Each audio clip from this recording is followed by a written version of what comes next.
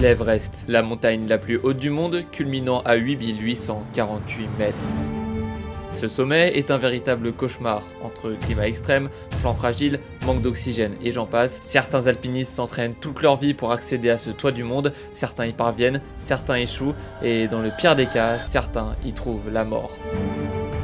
Le 24 février 2023, le youtubeur Inoxtag annonce son projet de gravir l'Everest en 2024. Forcément, quand un youtubeur n'ayant strictement aucune expérience en alpinisme annonce vouloir le gravir, beaucoup de soupçons se sont éveillés. Oui, l'ascension de l'Everest c'est très difficile, mais à quel point? Gravir l'Everest, ça fait quoi?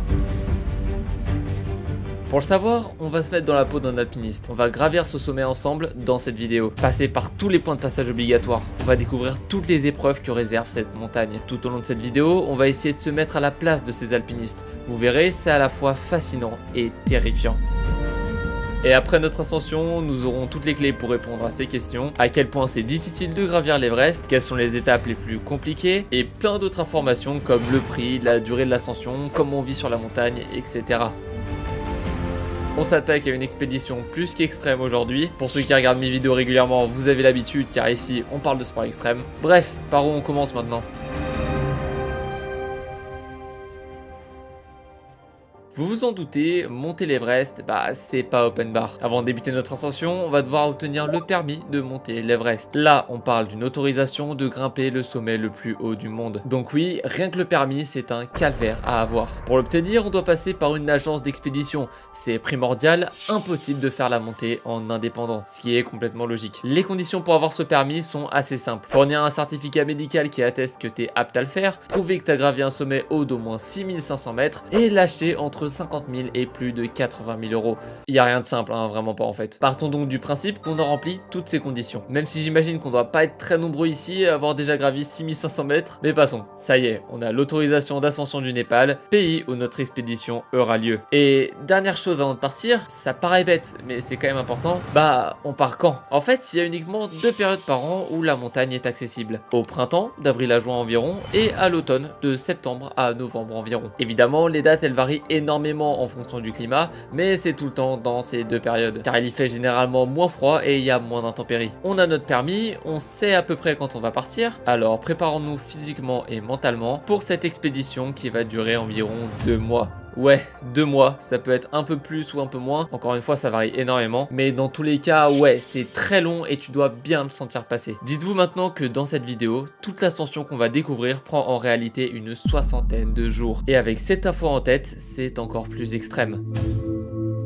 On va commencer notre expédition par le camp de base. Enfin, déjà faut réussir à y accéder. On parle de 5300 mètres d'altitude déjà. Ça passe donc par de la marche et par un trajet en avion avec atterrissage sur une des pistes les plus dangereuses du monde. Pour les phobiques de l'avion, cette expédition commence pas si bien que ça. C'est après 15 jours de randonnée, plus de 50 heures de trek que nous arrivons au camp de base. Rien que cette étape est très épuisante. Beaucoup d'entre nous ne seraient même pas capables d'atteindre ce camp. Commençons donc à partir du camp de base. C'est là où vraiment on va découvrir un environnement plus qu'extrême, un lieu qui n'est pas fait pour accueillir un humain ou toute autre forme de vie. Évidemment, on est plus qu'équipé. Blouson, gants, mitaines, cagoule, casque, grosses bottes, jambières, bouteilles d'oxygène, bon, ça c'est pour plus tard. Un équipement qui fait déjà une bonne dizaine de kilos sans compter le matériel d'escalade, la nourriture, les outils, bref, t'apportes une vraie maison avec toi. Apporter tout ça, vous vous en doutez, c'est très compliqué. Donc tu peux faire appel à des Sherpas, des guides en quelque sorte chargés de porter une partie du matériel, mais surtout t'aider en cas de problème car l'Everest pour eux c'est leur jardin. Ils la connaissent par cœur, ils l'ont gravi plusieurs fois. Récemment d'ailleurs, un Sherpa a sauvé la vie d'un alpiniste en le portant sur son dos pendant plus de 6 heures. Franchement, il a tout mon respect. Vous vous en doutez, avec peu d'expérience, c'est plus qu'essentiel d'être accompagné de Sherpa, donc on va faire comme si on en avait nous aussi. Allez, je pense que maintenant, il est temps de sortir de notre camp de base, mais il manque encore 2 choses. Bon, je sais, il y a beaucoup d'infos à prendre dès le début, ça peut paraître un peu long, mais en fait, si je vous donne pas ces infos maintenant, vous comprendrez pas la majeure partie de cette vidéo en fait. Vous inquiétez pas, je vais la faire vite et simple. Première chose, on va beaucoup parler de 6 jours d'acclimatation dans cette expédition. Comme son nom l'indique, c'est une période de pause de plusieurs jours absolument nécessaire pour habituer son corps à l'altitude et à tout ce que ça entraîne. Augmentation de la fréquence cardiaque, moins d'oxygène, pression plus faible, et j'en passe. Si Si tu montes ce sommet d'une traite sans penser à l'acclimatation, c'est certain, ton corps va dire stop très vite. Donc, pause obligatoire pour habituer ton corps à l'altitude. Et où est-ce qu'on va faire ces pauses? Transition sur le deuxième et dernier point. Notre ascension va se diviser en 5 étapes. Camp de base à camp 1, camp 1 à camp 2, camp 2 à camp 3, camp 3 à camp 4 et camp 4 au sommet. Plus on va monter, plus on va découvrir l'enfer. Surtout qu'après le sommet, il y a encore une autre étape cruciale. Mais on n'y est pas encore. Enfin, après quelques jours d'acclimatation, on peut commencer notre ascension du camp de base au camp 1. Là, vous devez sûrement vous dire, bon, on est qu'au début de l'ascension, qu'est-ce qui pourrait nous arriver de bien méchant? On commence par un des passages les plus mortels de l'ascension, dès le début, ouais. Voici les Khumbu Ice Falls, les cascades de glace du Khumbu. Ouais, rien que le nom est terrifiant. On va devoir commencer l'expédition en traversant un immense glacier en mouvement qui se déplace d'1 mètre par jour, c'est juste énorme. Il faut faire gaffe à chaque pas que tu fais à cette étape. Entre les nombreuses crevasses, les blocs de glace qui se détachent, blocs qui sont appelés séracs et qui peuvent atteindre la taille d'une maison, autant te dire que si ça a le malheur de se détacher, vous m'avez compris. Le tout sur environ 700 mètres de montée. 700 mètres qui demandent une concentration et une précision totale. Pour éviter le pire, l'ascension commence généralement sur les coups de 2 heures du matin. Car la nuit, il fait plus frais, donc le glacier est un peu plus gelé, ce qui va limiter les chutes de glace. On commence donc notre montée avec la fatigue, le manque d'oxygène, la pression moins forte, une force et une endurance plus limitées, avec une angoisse omniprésente à chaque pas, chaque crevasse et à chaque bruit de glace suspect. Chaque mètre peut sceller le sort du groupe. Cette expédition dure 6 à 12 heures environ. Pour venir à bout de cette épreuve, des échelles sont installées à chaque crevasse. Imaginez-vous maintenant à la place du leader de groupe, celui qui doit poser le premier pied, mettre tout son poids sur l'échelle pour y tester sa résistance. Si l'échelle tient, tout se passe bien, mais si la glace ne la supporte pas, ça peut facilement virer au drame. Si tu tombes dans une crevasse assez profonde, il y a très peu de chances que ton équipe puisse te sauver. Imaginez devoir laisser un de vos coéquipiers au fond d'une crevasse derrière vous. Ça doit être déprimant. Ok, là j'ai beaucoup parlé de négatif, c'est normal, on vient de traiter un des sujets les plus denses de cette ascension, pas le pire, mais pas le plus joyeux. Après l'effort, le réconfort entre grosses guillemets. Après cette épreuve, on est accueilli par le camp 1 à 6100 mètres d'altitude. Une bonne chose de faite. Petit séjour d'acclimatation de quelques jours avant de repartir. Entre le camp 1 et le camp 2, y a quoi? La grande majorité de cette section concerne la remontée de la Western Cumbe, une vallée glaciaire peu dangereuse et où il y fait très chaud. Oui, dans cette section de l'ascension, les températures peuvent atteindre les 37 degrés. Jamais je n'avais pensé qu'on pouvait atteindre de telles températures en grimpant l'Everest. Mais vous vous en doutez, ça veut pas dire qu'il fait chaud que tu peux taper cette partie en t-shirt. Cette fois-ci, t'as besoin d'une protection solaire, car la quantité d'UV que tu te prends dans cette section est énorme. Après avoir traversé cette vallée assez chill en vrai, comparé à la difficulté globale de l'ascension, on atteint déjà le camp 2. Mais ne vous y méprenez pas. Dans cette zone, des grosses avalanches peuvent se déclencher et ces avalanches sont, vous vous en doutez, mortelles. Il y a à peine 450 mètres qui séparent le camp 1 du camp 2, donc oui, c'est plutôt proche. Ça reste très physique, et je vais pas vous rappeler d'à quel point l'environnement est hostile, et à quel point ça a un impact important sur le corps humain, bref, vous avez compris. Avant de passer au camp 3 et de rentrer dans les phases les plus infernales, je vais répondre à 3 questions que peut-être vous vous posez. Questions d'apparence bête, mais importantes pour l'immersion. Comment on se douche, comment on fait ses besoins, et qu'est-ce qu'on y mange. Pour la douche et l'hygiène, t'as 3 méthodes. La lingette humide, les shampoings secs, et simplement changer régulièrement de vêtements. Je pense qu'en rentrant de ce périple, t'as envie d'une seule chose, c'est une bonne douche chez toi. Ça doit trop manquer. Pour ce qui est des toilettes, t'as généralement une tente dédiée à ça selon les camps. Parfois c'est des toilettes à fosse, mais le plus souvent t'as juste des sachets biodégradables. Pas très fou ça non plus, mais tu te doutes qu'à plus de 6000 mètres, il y a difficilement d'autres options. Maintenant, finissons cette parenthèse sur la question de la nourriture. Alors faut savoir que les alpinistes prennent avec eux des réchauds et les plats sont lyophilisés pour prendre moins de place et peser moins. Avec le réchaud, tu fais bouillir de l'eau, puis tu y mets ta nourriture lyophilisée. C'est comme ça que ça marche en gros. Ce qui complique la tâche pour ces activités, c'est évidemment les conditions extrêmes, certes, mais c'est aussi l'aspect écologique. S'il n'y a aucune réglementation, l'Everest peut vite devenir une décharge publique et ça serait une catastrophe pour son environnement. Le Népal est donc intransigeant là-dessus. Heureusement d'ailleurs. Chaque déchet est soit brûlé, soit recyclé, plus rien ne doit rester à la surface de la montagne. Parenthèse faite, passons maintenant de la transition du camp 2 au camp 3. Le sommet approche de plus en plus.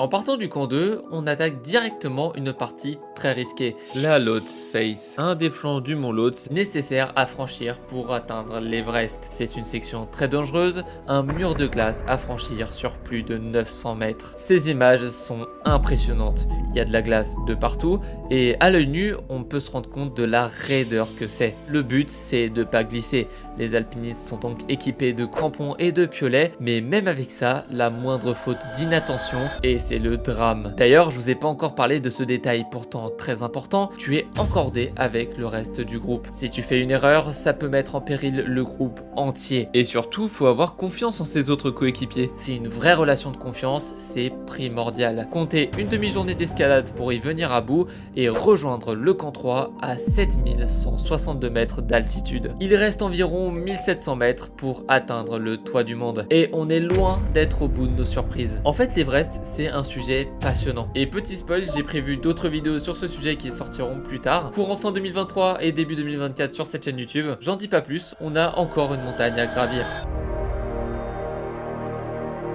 L'avant-dernière partie, mais loin d'être l'avant-dernier effort. Nous allons passer de 7100 mètres à 7924 mètres. Le sommet tant prisé n'a jamais été aussi proche, mais en même temps, il est encore tellement loin. Remémorez-vous tout ce qu'on a déjà vu. Le glacier en mouvement, la température extrême, le mur de glace, tout ça, c'est rien encore. Sortez vos bouteilles et vos masques à oxygène, on va en avoir besoin, car dans ces hauteurs, la nature est sans pitié. Continuons l'ascension du Lhotse. On est loin d'en avoir fini, presque 800 mètres restent à parcourir sur cette route de tous les extrêmes. La glace est très fragile.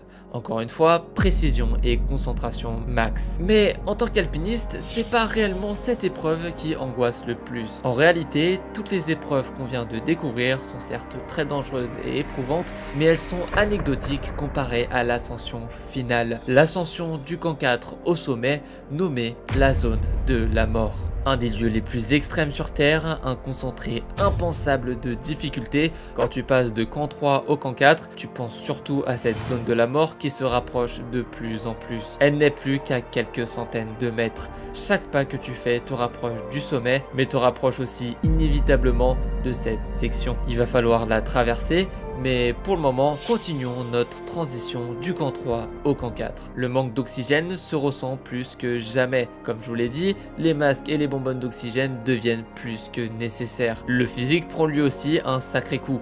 Perte de force, perte d'endurance, difficultés respiratoires, accélération dangereuse du cœur, ça peut aller jusqu'à la formation d'un œdème cérébral dans les cas les plus graves. La mort peut survenir à chaque instant dans cet environnement. Après plusieurs heures de montée extrêmement technique, nous arrivons enfin à 7924 mètres, altitude où nous pouvons retrouver notre dernier camp. Imaginez encore une fois tout ce qu'il a fallu parcourir pour en arriver là. Toutes ces épreuves, toutes ces fois où il a fallu repousser les limites de son propre physique dans ses derniers retranchements. C'est un énorme exploit d'en arriver là, mais rien n'est encore gagné.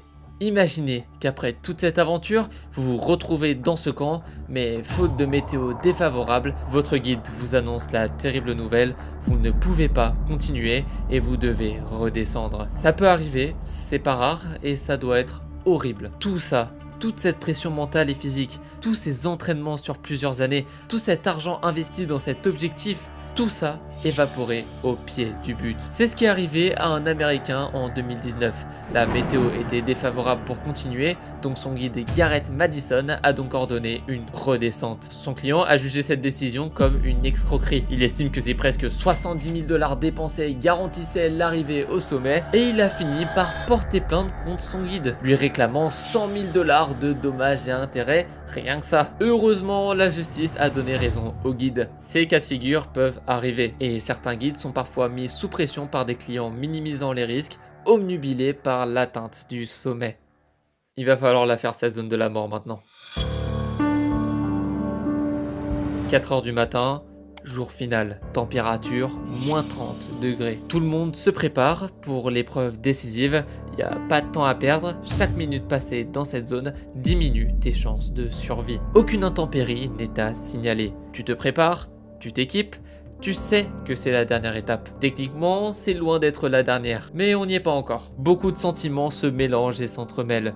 La hâte d'atteindre le sommet, l'angoisse de la dernière étape, la peur d'y rendre son dernier souffle, l'optimisme en voyant tout le chemin déjà parcouru, la détermination d'y arriver. Imaginez-vous dans cette situation. Ça doit être un sentiment tellement fort, tellement particulier. Cette personne sur le toit du monde, ça peut être toi dans quelques heures. Tu sors de ta tente, accueilli d'un froid glacial, avec un esprit imperturbable. Tu y crois dur comme fer, tu élimines de tes pensées toute réflexion négative, mais attention, avant de partir, tu dois être sûr et certain d'avoir les capacités de continuer. Tu as le choix entre suivre le groupe ou rester au camp. Et c'est précisément là que beaucoup d'alpinistes commettent la pire erreur de leur vie. Ce choix demande une lucidité et une maturité incroyable. Face à ce questionnement, il faut faire tant bien que mal abstraction de tous les efforts déjà fournis, de tout l'argent investi et de toute la motivation accumulée pour se concentrer sur le plus important, ta condition physique actuelle. Et malheureusement, chaque année,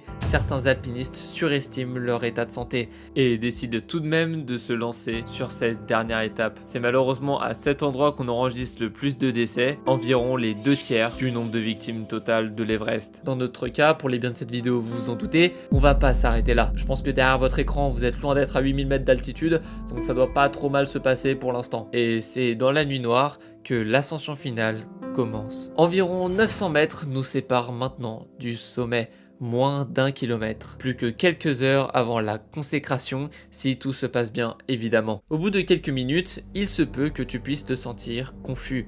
Tu ne sais plus vraiment où t'es, tu sais plus vraiment ce que tu fais, tu dévisages les personnes autour de toi, un sentiment de confusion générale t'envahit et il peut être dévastateur. C'est une des nombreuses conséquences du manque d'oxygène, le mal aigu des montagnes. J'en parle que maintenant parce que c'est vraiment la zone où cet effet est le plus violent, mais le mal de montagne, ça peut te toucher à chaque étape de cette ascension. Maux de tête, nausées, étourdissement, insomnie ou encore perte d'appétit, et la liste est encore longue. À cette étape de l'ascension, certains alpinistes craquent complètement sous l'effet du mal de montagne. Ils rentrent alors dans des phases délirantes. Certains se mettent à halluciner, certains sont complètement désemparés et perdus, certains s'écroulent sur le trajet, manque de force. Tout ça, ce n'est pas anecdotique. Ça peut arriver à n'importe qui, n'importe quand. Cette zone, c'est l'enfer sur Terre. La pression et les températures sont telles qu'il n'y a aucune forme de vie à compter de la zone de la mort. La vie ne peut pas s'y développer,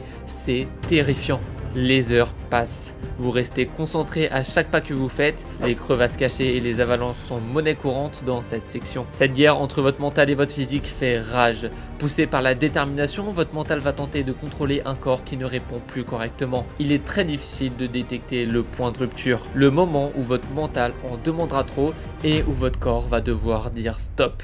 Il faut donc être extrêmement vigilant et rester debout coûte que coûte. Dans cette zone, l'erreur à ne pas faire, c'est de s'asseoir ou de s'allonger. Évidemment, tu peux prendre des pauses, mais il y a le risque qu'à un moment tu t'assoies, mais manque de force, et même avec de l'aide, ce sera difficile, voire impossible de te relever. Dans de très nombreux cas, les alpinistes qui s'allongent ne se relèvent jamais, et leur corps finissent par reposer pour toujours dans cette zone, sur cette montagne. Car oui, il n'y a aucun moyen de rapatrier les corps à une telle altitude. À l'heure où je vous parle, il y a environ 200 corps laissés dans cette section. Votre morale va donc prendre un énième coup dur. Vous devez escalader une face jonchée de en décomposition qui parfois servent de point de repère. C'est super déprimant et ça vous rappelle plus que jamais que la mort est partout dans cette zone. Pour ne pas arranger les choses, il y a de plus en plus de surpopulation sur l'Everest. De plus en plus de personnes veulent tenter le coup et certaines agences sont accusées de ne pas assez filtrer pour des raisons économiques. Donc oui, ça rajoute une difficulté supplémentaire. Si quelqu'un s'écroule au milieu de la file, je vous laisse imaginer le danger que ça causerait. J'espère qu'à l'avenir, en tout cas, il y aura une meilleure régulation du nombre de grimpeurs pour éviter les situations dangereuses comme celle-là. Mais après 10 heures de marche, additionnées à toutes les autres épreuves que vous avez surmontées, vous êtes enfin sur le toit du monde. Imaginez cette sensation de réussite, cet accomplissement dont vous rêviez jour et nuit pendant des années. vous l'avez fait. Mais oui, il y a encore un mais, c'est en réalité loin d'être terminé. La finalité de cet objectif, ce n'est pas d'atteindre le toit du monde, c'est surtout de redescendre en un seul morceau après y être arrivé. Donc la fête là-haut est de courte durée, seulement une quinzaine de minutes. Maintenant, il faut vite redescendre. Chaque minute passée dans cette zone est un calvaire, je vous le rappelle. Faisons vite. Vous vous en doutez, la descente est aussi critique que la montée. Après plusieurs heures de descente, vous retournez donc au camp 4, dans le meilleur des cas avec l'équipe au complet. Et ça veut dire que oui, le mur de glace du Lhotse, la vallée de la Western Cube, la cascade de glace de Khumbu, tout ça va falloir le faire une nouvelle fois. Rien n'est encore gagné. Comptez 40 à 60 jours d'expédition, montée et descente inclus. Évidemment, encore une fois, ça varie énormément en fonction de la météo ou encore des différents problèmes techniques rencontrés, donc ça reste qu'une moyenne. Après ça, vous pouvez enfin vous réjouir car vous l'avez fait. Mais il y a des chances que vous ne vous en sortez pas indemne. En réalité, cette ascension va probablement vous laisser des marques à long terme. Ça peut être une diminution de votre capacité respiratoire pendant une longue période, une fatigue intense qui peut persister plusieurs semaines, de nombreux problèmes musculaires, une circulation sanguine anormale ou encore du stress post-traumatique. Mais derrière tout ça, il y a quelque chose de plus fort, ce sentiment de réussite exceptionnel. Maintenant, j'ai besoin de vous pour conclure cette vidéo, vous allez comprendre pourquoi.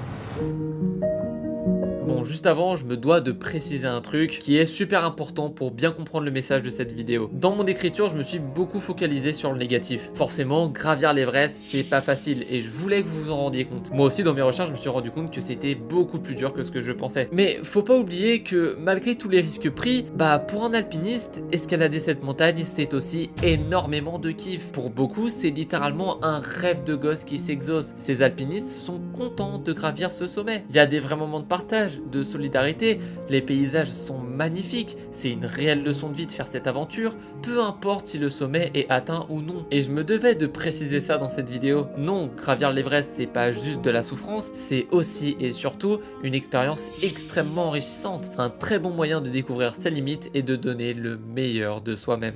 Compte tenu de ce qu'on vient de voir, j'ai envie de lancer un grand échange dans les commentaires sur un sujet que j'ai déjà parlé en introduction, et maintenant qu'on sait beaucoup mieux de quoi on parle, je vais vous poser cette question. Est-ce que vous pensez qu'Inoxtag va réussir à atteindre le sommet de l'Everest? Personnellement, je pense que oui. Certes, le défi est très difficile, surtout quand tu es un débutant en la matière, mais quand je vois toute la motivation et tout ce qu'il a réussi à traverser jusqu'ici, en vrai, je me dis que c'est loin d'être impossible. Et on l'a vu dans l'histoire, il y en a plein qui l'ont gravi sans expérience. D'ailleurs, si par chance, il y en a parmi vous qui l'ont déjà gravi, avec succès ou non, ce serait vraiment génial d'avoir votre retour d'expérience en commentaire. Et s'il y a certains alpinistes et passionnés calés dans ce sujet, n'hésitez pas à compléter mes propos ou à me corriger si peut-être j'ai dit quelque chose qu'il fallait pas. Je veux que cet espace commentaire soit super instructif. Enfin bref, voilà, je pense que c'était la vidéo la plus longue de ma chaîne. On se retrouve donc la semaine prochaine ou celle d'après si la vidéo est plus longue à monter. En tout cas, prenez soin de vous d'ici là. Et moi je vous dis à plus, c'était Mugs.